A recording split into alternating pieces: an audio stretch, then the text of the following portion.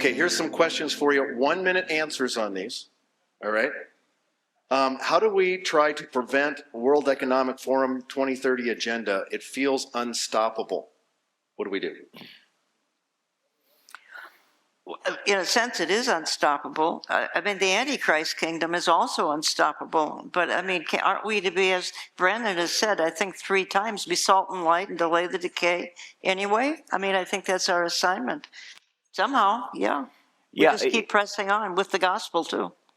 It's inevitable, and there's no doubt about it. If prophecy says it's going to happen, it's going to happen. And so, but that doesn't mean I take a theological fatalistic position. That's what too many Christians this last election decided to do. Yeah. They decided to take a Calvinist position and say, I'm not in control, I'm not responsible, God's sovereign. He'll put it who he wants to put it. And that's what they did. They didn't vote. Yeah. Hey man, that's not being salt and light. You sitting back and thinking that God's going to run your whole life. That's not the way it works. There's a division of labor with God. He will not do what he expects us to do. That's for sure. And if you don't take responsibility and to be salt and light, even though if it's going in a certain direction, hey man, you're sitting on the sidelines. You're not in the fight anymore. And here's the thing. God's going to ask you, when all Hades was breaking loose, what were you doing? Well, I decided to sit on the couch because you're sovereign and I couldn't stop what you were doing. Really? So you didn't try to talk to your family. You didn't talk to your neighbor. You didn't talk to your community. You didn't vote. You wicked and lazy servant.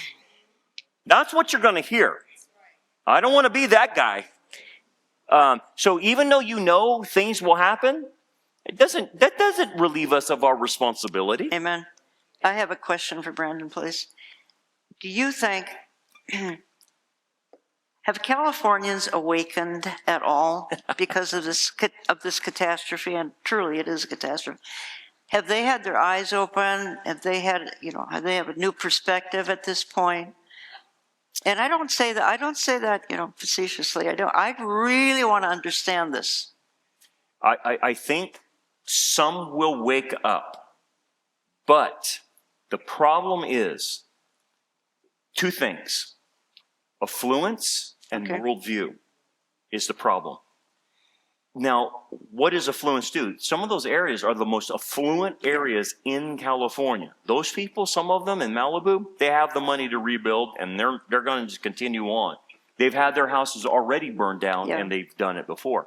So what affluence does, affluence blinds you spiritually because you don't feel the impact of stupid decisions. Because when you're wealthy and you make stupid decisions, you will fall back on your feet because your wealth will save you.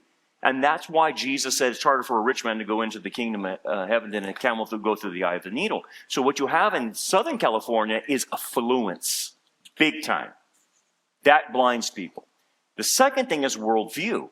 And unless someone adopts a Christian worldview, they're still stuck thinking that the DEI, the ESG, all those things are legitimate and moral.